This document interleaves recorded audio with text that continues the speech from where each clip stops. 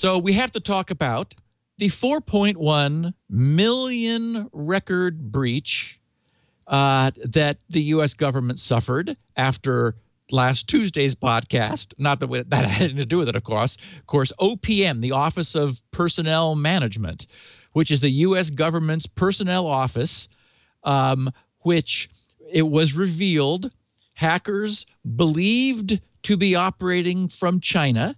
And again, attribution to these sorts of things is always touchy. Of course, the Chinese government has adamantly, completely, denied any relationship to this at all. But and I'm sure everyone has already heard about this because it made, lots of headlines. And then it's like, oh, okay, another breach in the government. This, of course, at 4.1 million records is the worst in history.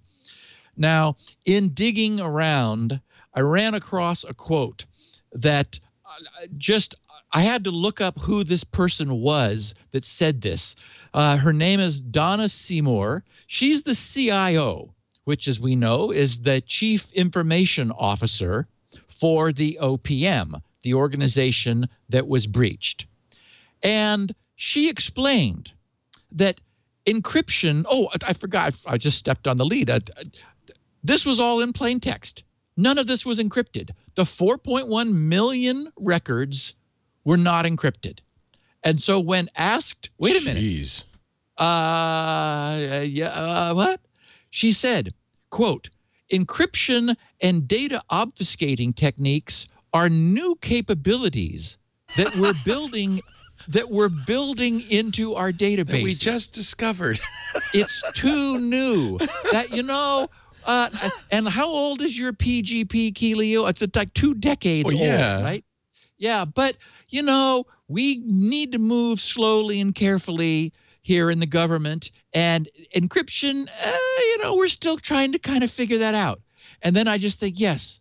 And these are the people that want us to turn over a spare set of keys to all of the encryption that we use every day. Boy. They haven't figured out how to plug the cords together yet, but they're not happy that we're way ahead of them and we know how to do encryption out here in the private sector. You just nailed it. You know what? That's what it is.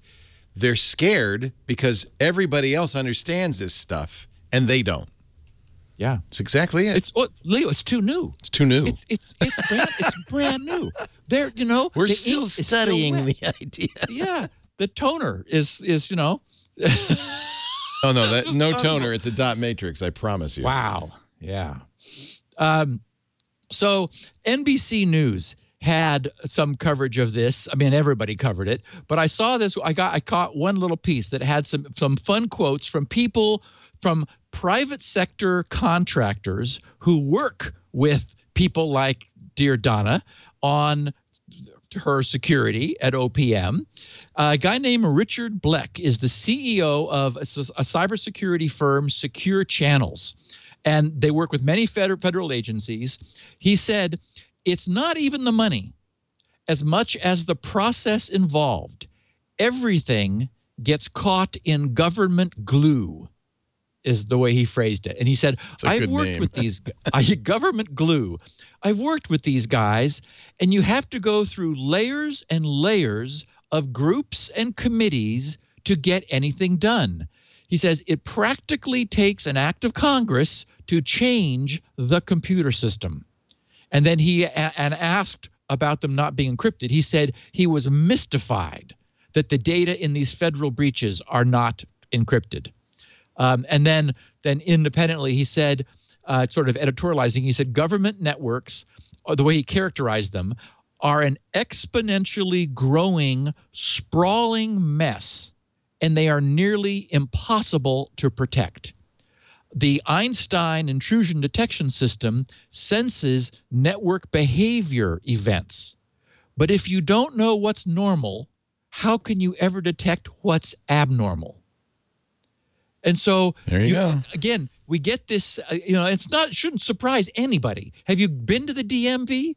So, this is the way the government is. And so there was some rush a decade ago to computerize. Oh, we have to go online. The internet seems to be real. Like, it's not a fad after all.